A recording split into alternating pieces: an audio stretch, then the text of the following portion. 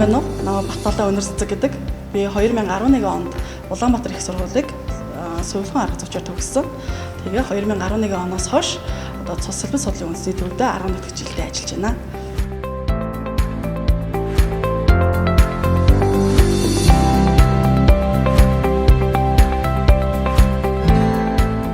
Ер нь бол сувилагч мэргэжлийг өөрөө хүсч энэ мэргэжлэр сурсан байгаа.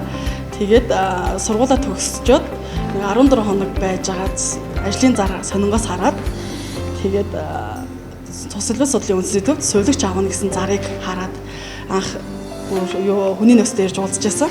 Тэгээд маш урайлахнаар намайг хөгтөж авч ирсэн. Анхны миний ажлын гараа бол донорын засгаас эхэлж байсан.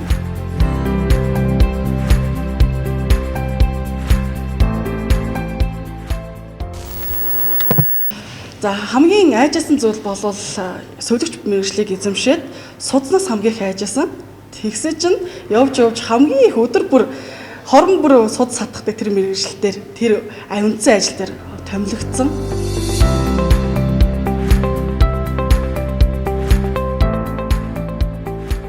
За цус салбар судлалын үндэсний төвийн үндсэн 3 гол тасгуудын нэг бол манай үйлдвэрлэлийн тасаг байгаа. За манай үйлдвэрлэлийн тасаг бол 2 үндсэн хэсгээс бүрддэг байгаа. Нэг нь бол цус тусан бүтээгдэхүүнийг үйлдвэрлэх, хоёр дахь хэсэг маань цус тусан бүтээгдэхүүнийг эмнэлэгт одоо улсын болон хувийн эмнэлгүүдэд 24 цагаар цус тусан бүтээгдэхүүнийг түгээх гэсэн хоёр хэсгээс бүрдэж байгаа.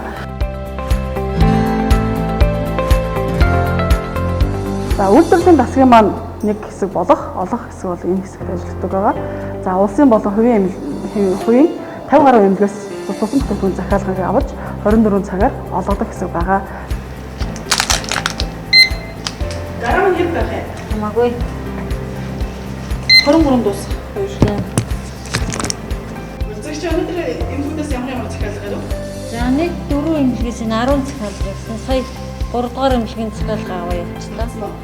Одоо тэгээд энэ цагаан хэсгүүдээс 2 дугаар эмнэлгийн захиалгыг энэ хоёрыг үлдээж байна.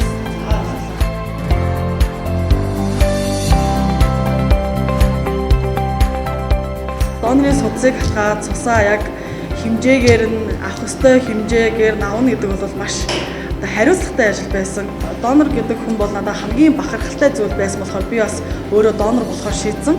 Тэгээд анх 2011 оноос эхлээд би одоо хүртэл цусаа бэлгэлж байгаа. За миний би бол хүндэт донорын болцол хангасан. Тэгээд 40 гаруй удаа цусаа бэлгэлсэн байна.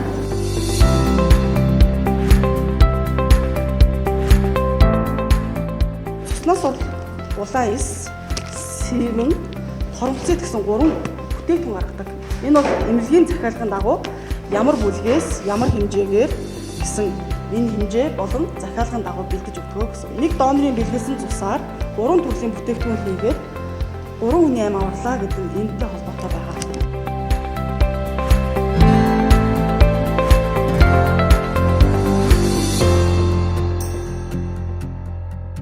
Сургуулаа төгсгөр болохоор сувилагч мэргэжлэр төгсөж байгаа.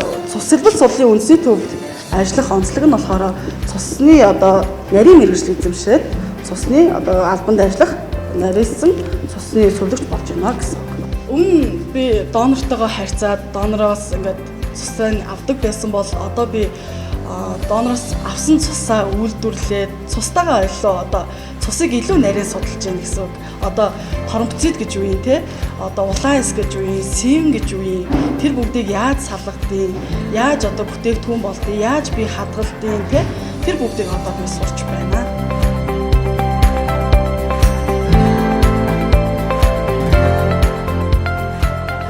Цусны төвд бол ажилласан ажилтан бүх болгон ер нь бол аюул их доктор суршилтай ажилдаг байгаа.